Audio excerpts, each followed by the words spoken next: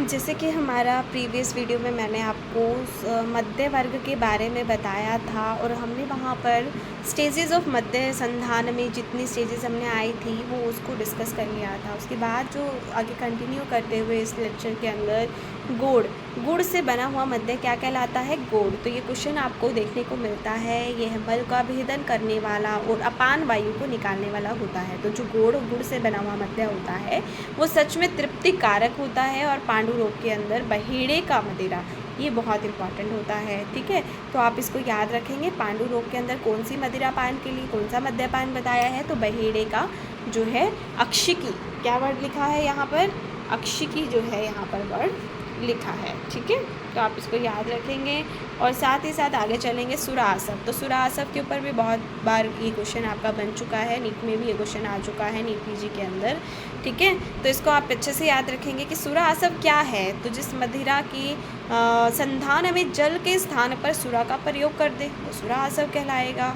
और अगर वहाँ पर जल के स्थान पर मधु या फिर महुआ किसको बोलते हैं? गुड़ का कर दे तो उसको मधुआसव बोलते हैं। और दूसरी बात मेरेया किसको बोलते हैं?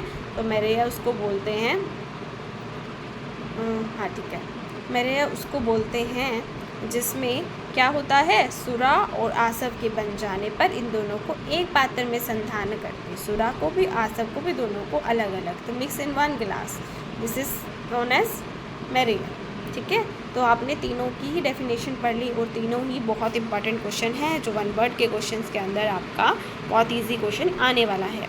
ठीक है, तो अम्ल कांजी के बारे में इस पेज के लास्ट पर आप 192 कोटेशन के अंदर पढ़ने वाले हैं।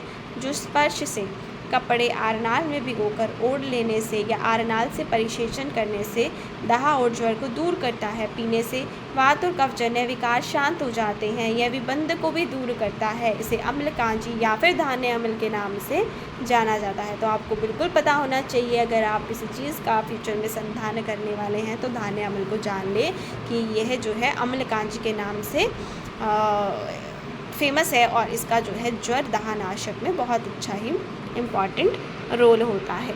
ठीक है, आगे हम चलेंगे। नवीन मध्य के बारे में बताया है। तो नवीन मध्य के बारे में डिस्कशन करते कहा है कि प्रायोशो अभिनवः मध्यम गुरु दोष समीरणः। तो जो नया वाला जो मध्य होता है, जो अभी जो जिसका संधान हुए काफ़ी टाइम नहीं हुआ है, वो कैसा होगा? दोष को अपने पास लाने वाला, दोष को कुपित करने वाला। तो दोष समीरणः स्रोतसाम शोधनः, स्रोतों का शोधन करेगा। और जीर्णम, खाने को वो जो है वो प्राय जो है, ये आगे जो वर्ड बताया गया है वो बताया है पुराने मध्य के लिए। तो पुराने मध्य जितने भी होते हैं वो स्रोतों के शोधक होते हैं। जीर्णम, जीर्ण वर्ड क्या है? पुराने। तो जो पुराने जो मध्य होते हैं वो स्रोतों को क्या करते हैं? शोधक होते हैं, खोल देते हैं। दीपनम होते हैं, लघु और रोचनम होता है। तो यहाँ पर नवीन मध्य के, अभिनव मध्य के और यहाँ पर पुराने मध्य के गुण बता रखे हैं। ठीक है, तो आगे कंटिन्यूशन में हम याद करेंगे जल वर्ग को। जल वर्ग में कुछ इंपॉर्टेंट यहाँ से खास क्वेश्चन नहीं बनता है, इसमें बस 6 गुण बता रखे हैं। आप याद रखेंगे कि चरक संहिता में तो जल वर्ग में जल के 6 गुण बताए हैं और सुश्रुत संहिता में वहाँ पर 6 दोष बता रखे हैं।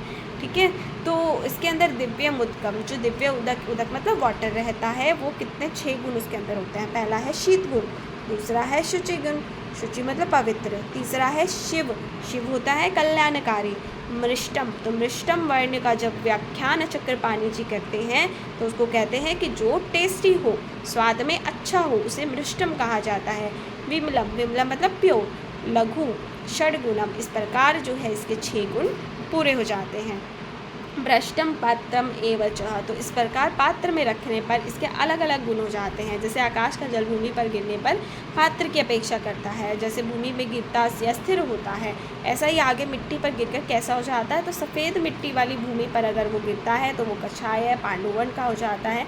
ये आप रीड कर सकते हैं अगर आप चाहे तो, लेकिन इसका डिटेल वर्णन आपको सुश्रुत संहिता में मिल जाएगा।